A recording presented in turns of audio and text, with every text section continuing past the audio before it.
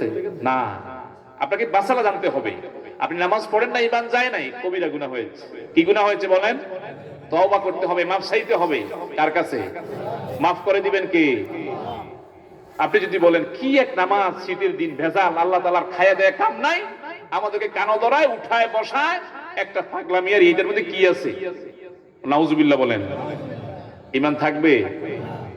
নামাজকে কটূক্তি করলে ঈমান থাকবে না, রোজাকে কটূক্তি করলে ঈমান থাকবে না। যার ঘরে ভাত নাই সেই শুধু রোজা রাখে, আছে না এরকম? বলো, ঈমান থাকবে না। এই বিধান ফরজ করে দিয়েছেন কে? সারা মাস যদি কোনো মানুষ রোজা না রাখে, ঈমান যাবে না, কঠিন থেকে কঠিন গুনাহ হবে। ঈমানের কারণে এক সময় আল্লাহ তাআলা পিড়িয়া ফাড়িয়া বাঁচিয়ে দিবেন, কিন্তু নামাজের বিরুদ্ধে গেলে, রোজার বিরুদ্ধে গেলে, বিরুদ্ধে কথা বললে ঈমান থাকবে? আমার বন্ধুগণ, আমার মুরব্বীরা, আমার আপনজন, কলিজার টুকরা মুসল্লি ভাইয়েরা, আমি বোঝাতে চাই, কোরআনে অর্থনীতি আছে, সমাজনীতি আছে, রাজনীতি আছে, আছে কি না? এখন আপনি যদি বলেন কোরআনে রাজনীতি নাই, হুজুররা খামাখা শুরু করছে, দীর্ঘ সময় হুজুরকে ভালোবাসছি, মাহফিলে দাওয়াত দিছি, নামাজ পড়াইছি, মিলাদে দাওয়াত দিছি, 500 টাকা দিছি, আর দিব না, হুজুররা এখন রাজনীতি করে। বলেন নাউজুবিল্লাহ। এ কথা বললে ঈমান থাকবে না। কোরআনে রাজনীতি আছে না নাই? এই কনসেপশন মাথায় নিতে হবে। তুমি কোরআনের রাজনীতি করো আর না করো, মাথায় থাকতে হবে ইসলামের রাজনীতি। এটা নাম ঈমান। আপনার যে মোবাইল আছে, আমার যে মোবাইল ডিভাইস আছে, এখানে অনেক ওয়াজ আছে। আমাকে কয়েকটা ডিভাইস দিয়েছিল চালানোর, আমি চালাইতে পারি নাই। আমি বিশ্বাস করি উনি খুব ভালো, মুফতি আরিফ বিন হাবিব একজনের ডিভাইস দিয়েছে, খুব খুতবাতে খুব জটিল কথা বলে, একদিনের জন্য আমি খুলেও চাইতে পারি না, সময় নাই, কিন্তু আমি আমার মেমোরিতে লোড দেওয়া আছে। আমি বিশ্বাস করি উনি খুব ভালো আলোচনা রাখেন, চালাই নাই, গুনাহ হয় নাই, চাই নাই, সমস্যা নাই, কিন্তু আমি বিশ্বাস করি বক্তা মুফতি সাহেব খুব ভালো আলোচনা করেছেন। আমার বন্ধুগণ, তদ্রূপ আপনার এই মেমোরি মাথার ভিতরে, কলিজার ভিতরে গাঁথতে হবে কোরআনের অর্থনীতির কথা। কথা বলেন ঠিক কিনা? কোরআনের সমাজনীতির কথা। উলামা ইকরাম যে বলে কোরআনের রাজনীতির কথা আছে, বিচার নীতির কথা আছে, মিরাসের কথা আছে, এই কথাগুলো মাথায় নিতে হবে। আপনি চালান বা না চালান, মানেন বা না মানেন, বিশ্বাস করতে রাজি আছেন? কে কি বিশ্বাস করবেন? নারে তাকবীর, নারে তাকবীর। এর নাম ঈমান। ঈমান তাজা হচ্ছে। আর আপনি যদি বলেন না হুজুর সব আছে, রাজনীতি নাই, হুজুর সব আছে, অর্থনীতি নাই, হালাল হারামের কথা নাই, ঈমান থাকবে? কথা বলেন, থাকবে না। আল্লাহ তাআলা পরিপূর্ণ কোরআনকে বিশ্বাস করার তৌফিক দান করুন। এই বিশ্বাস, আপনি এখন আর মাদ্রাসায় ভর্তি হতে পারবেন না। উলামা ইকরাম কথা বলবে, আপনি শুধু শুনবেন, এটা আপনার মানা হয়ে গেল। সুবহানাল্লাহ বলেন। উলামা ইকরাম কথা বলবে, আপনি শুনবেন, মানবেন, এটাই কোরআন। নবীজির মুখ থেকে কথা আমরা শুনেছি, আমরা আপনাদেরকে শোনাচ্ছি। আপনি যদি কায়মনে বাক্যে বিশ্বাস করেন, আপনার হৃদয়টাকে ঈমান দিয়ে ভরে দিবেন কে? আর আপনি যদি সামনে দাঁড়িয়ে যান, হুজুর এই কথা ওয়াজ করিয়েন না, কোরআনের এই কথাগুলা বাদ দিয়ে নামাজের কথা বলেন, যাকাতের কথা বলেন, জিকিরের কথা বলেন, নরম নরম কথা বলেন, হালুয়া রুটির কথা বলেন, তাহলে ঈমান থাকবে না। কোরআনে নরম কথা আছে না নাই? নামাজের কথা আছে না? জিকিরের কথা আছে না? কোরআনে গরম কথা নাই? আছে কিনা বলেন? এ কোরআন বলছে কেউ যদি চুরি করে হাত কেটে দাও, বলছে কিনা?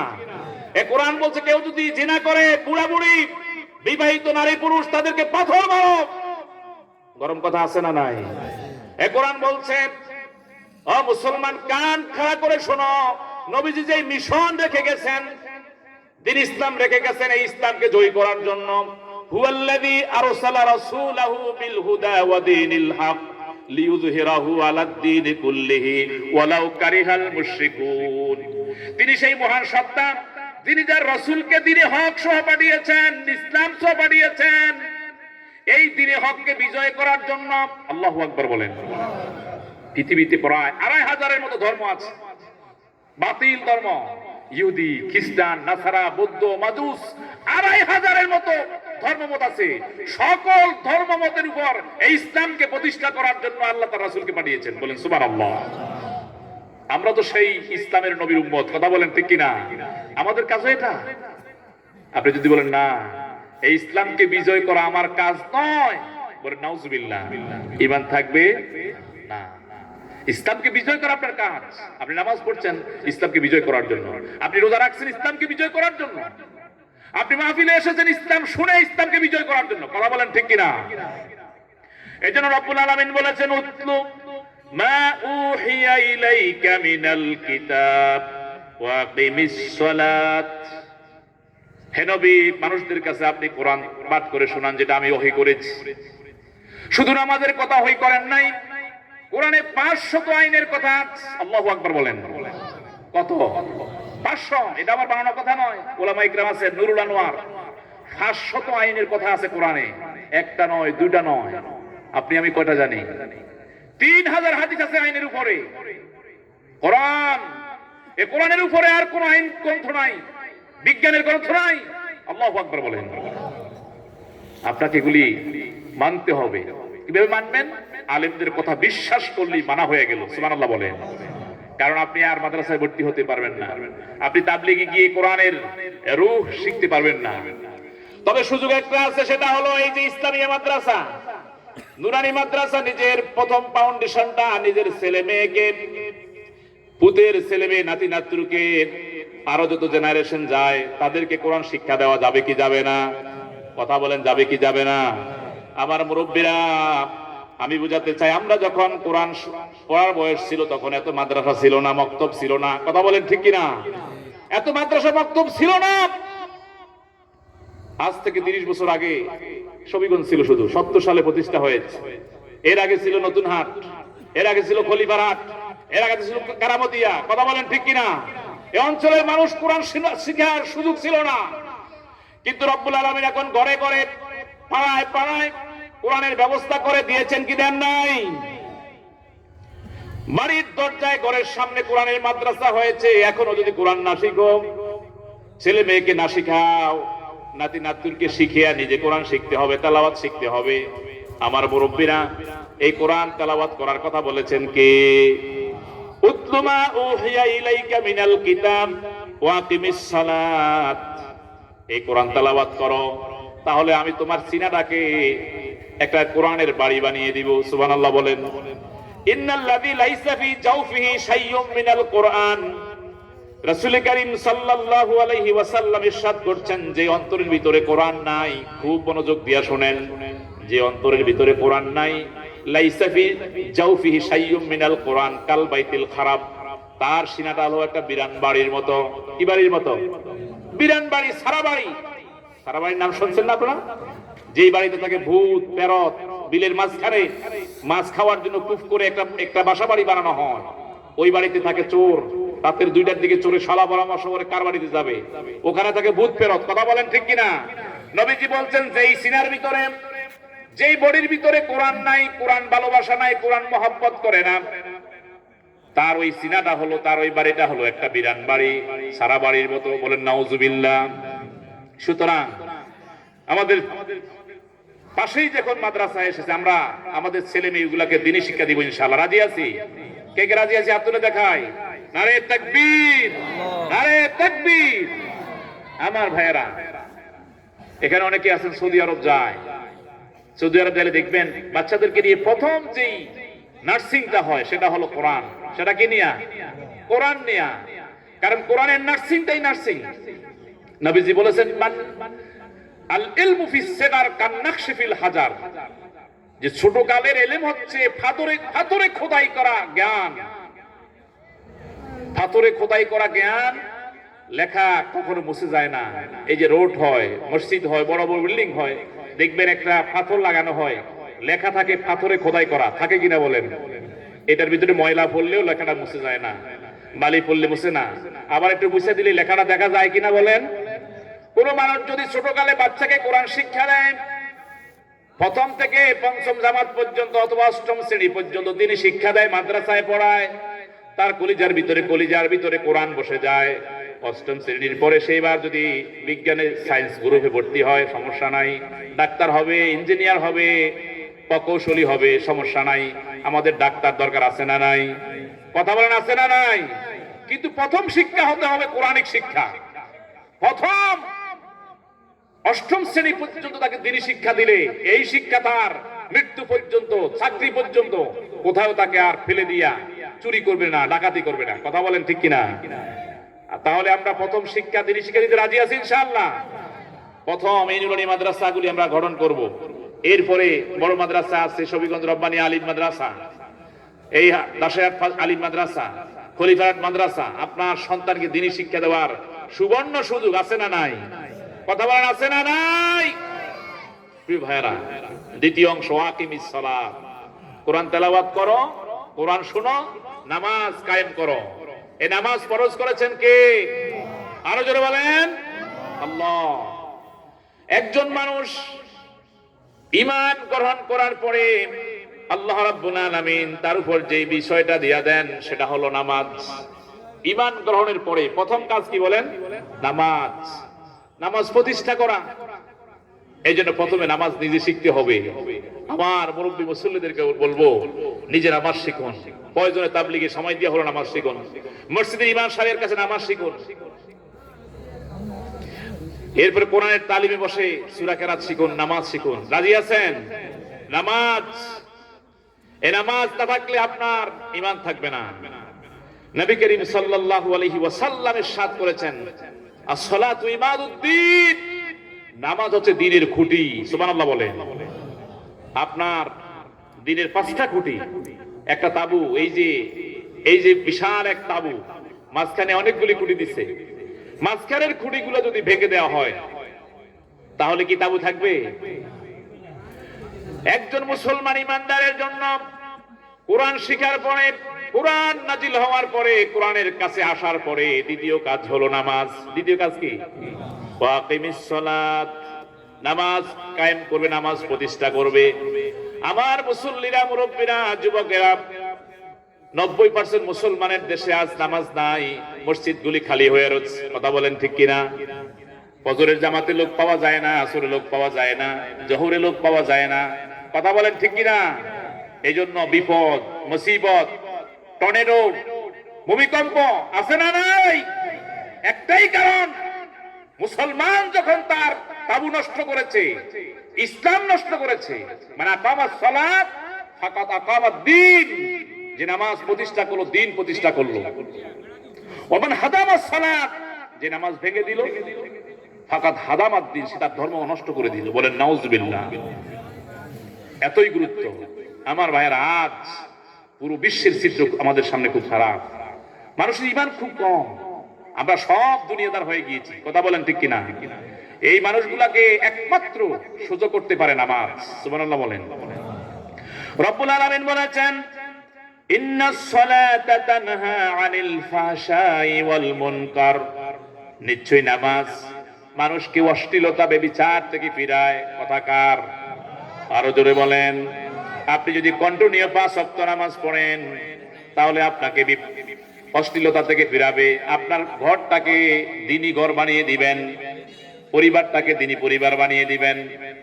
কিন্তু আজ প্রত্যেকটা পরিবারে অসুখ, বিসুখ, বিপদ, আপদ আছে না নাই?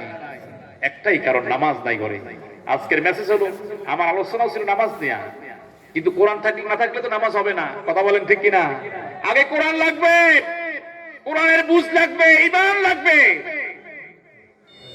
এরপর নামাজ। প্রিয় ভাইয়েরা, সে নামাজ পড়তে রাজি আছি আমরা। এই সালাত, আর সালাত এর মানে হলো সলিউন থেকে, অর্থাৎ বাঁকা কাঠকে সোজা করা।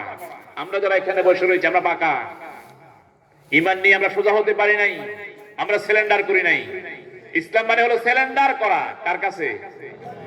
আমরা সিলিন্ডার করি নাই। আল্লাহ বলছে নামাজ পড়, আমরা নামাজ পড়ি না, বাঁকা হয়ে রয়েছে, গাঁটতেরা করে রয়েছে। কথা বলেন ঠিক কিনা? সালাত শব্দের মানে হলো as-সালিউন, অর্থ বাঁকা কাঠকে কুড়িয়ে সোজা করা। আজ থেকে 20 থেকে 30 বছর আগে আমার স্পষ্ট মনে আছে, আমার বাবা বাঁকা কাঠ চিরানোর পরে আগুন দিয়ে সোজা করছে। এই সালাতের মানে হলো, যে মানুষগুলো গাঁটতেরা, বাঁকা, আল্লাহর দিন মানে না, নামাজ লাগবে। নামাজ ছাড়া কোনো মানুষের দিন পরিপূর্ণ হবে? নামাজ ছাড়া দিন পরিপূর্ণ হবে না। নামাজ পড়তে রাজি আছেন? কে কে রাজি আছেন? হাত তুলে দেখেন। নারে তাকবীর, নারে তাকবীর। আমার বন্ধুগণ, এই নামাজের উপর কন্টিনিউ মসজিদে আলোচনা হয়, তাবলীগে আলোচনা হয়, মাঠে ময়দানে আলোচনা আছে না নাই? এই নামাজ যারা ছেড়ে দেবে, যারা নামাজ পড়ে না কাফের মুশরিক তাদের কথা বাদ দিলাম, 90% মুসলমান আমরা যারা আছি আমাদের কথাই নবী করিম সাল্লাল্লাহু আলাইহি ওয়াসাল্লাম ঘোষণা দিলেন, সালাসাতু ওয়াদিয়ান ফি জাহান্নাম, জাহান্নামে তিনটা ওয়াদি আছে, উপত্যকা আছে, তিনটা গর্ত আছে, তিনটা এলাকা আছে। কয়টা? কথা বলেন, বুঝতে হবে একটু। তিনটা উপত্যকা আছে, সালাসাতু ওয়াদিয়ান ফি জাহান্নাম ইহজারু মিনহা, ইহজারু মিনহা, ওই জাহান্নামের টুকরাগুলা থেকে, উপত্যকাগুলা থেকে, জাহান্নামের ওই চরগুলা থেকে তোমরা নিজেরা বেঁচে থাকো। নবীজি ডাক দিলেন, এক নাম্বার ওয়াদি, এক নাম্বার উপত্যকা, এক নাম্বার চর হলো ওয়াদিউল গাই, ওয়াদিউল গাই, গাই নামক জাহান্নাম, গাই নামক জাহান্নাম। দুই নাম্বার ওয়াদিউল অয়েল, অয়েল দুজক, অয়েল জাহান্নাম, অয়েল চর, ওয়াদিউস সাকার। তিনটা। কয়টা? নামাজীদের জন্য নামাজ নিয়ে বাইসালি করলে তিন ধরনের জাহান্নামে পালাবে। কয় ধরনের? 3 ধরনের জাহান্নামে পালাবে। কাফের মুশরিকটা বাদ দিয়ে দিলাম, মুনাফিকদের কথা বাদ। নামাজ এক ওয়াক্ত পড়ে, 2 ওয়াক্ত পড়ে না, 2 ওয়াক্ত পড়ে, 1 ওয়াক্ত পড়ে না। আবার নামাজ পড়ে ঠিক আছে, সব পড়ে, ব্যবসা বাণিজ্য করে একসাথে 2 ওয়াক্ত একসাথে পড়ে, আছে না এরকম? আবার ঠিক মতো নামাজ পড়ে না, একদল আছে নামাজই পড়ে না, কম পড়ে। এই 3 শ্রেণীর লোকদের জন্য নবীজি বললেন ওয়াদিউল গাই, ওয়াহিয়া লিমান ইয়াজমাউস সালাতা ফি সালাতি ওয়াহিদিন, ওয়াদিউল গাই, গাই নামক জাহান্নাম। খুব স্মরণ রাখবেন 3টা কথা। কয়টা? গাই নামক জাহান্নাম হবে যেই মানুষেরা নামাজকে একত্র করেছে, জোহর নামাজ কাজের কারণে পড়তে পারে না, আসরের সাথে পড়েছে, আসরের নামাজ যুবক পড়তে পারে নাই খেলার কারণে, মাগরিবের সাথে পড়েছে, এশার নামাজ পড়তে ভুলে গেছে, ফজরের সাথে একসাথে করে পড়েছে, নামাজ পড়েছে, তবে এক ওয়াক্ত থেকে অন্য ওয়াক্ত মিলিয়ে পড়ছে। নবীজি বলছেন তাদেরকে গাই নামক জাহান্নামে দেওয়া হবে, তাদেরকে গাই নামক জাহান্নামে ফেলা হবে। আল্লাহ রাব্বুল আলামিন বলছেন ফাখালাফা মিন বাদিহিম খালফুন আদাউস সালাত, এরপরে নবীদের পরে, সাহাবীদের পরে, তাবেঈদের পরে, ভালো লোকদের পরে এমন একটা দল এসেছে, এমন একটা কওম এসেছে, এমন কিছু মুসল্লি এসেছে, তারা তাদের নামাজকে নষ্ট করেছে। আদাউস সালাত ওয়াত্তাবাউস শাহাওয়াত, উপবৃত্তির অনুসরণ করে, শীত বেশি এখন পড়িস না, শুইয়া যা, এখন ভালো লাগে না আসরের নামাজ এখন পড়বো না, আগে গরু বেঁধে আসি, আছে না এরকম? মনে চাইছে, করে না এখন। এদের জন্য রব্বুল আলামিন বলছেন ফাসাওফা ইয়ালকাউনা গাইয়া, নাউযুবিল্লাহ, অচিরেই তাদেরকে গাই নামক জাহান্নামে পালানো হবে। গাই এটা উপত্যকা, জাহান্নামের 7টা উপত্যকা, 7টা স্তরের ভিতরে একটা হচ্ছে গাই। ওয়া হাযাল ওয়াদিউল গাই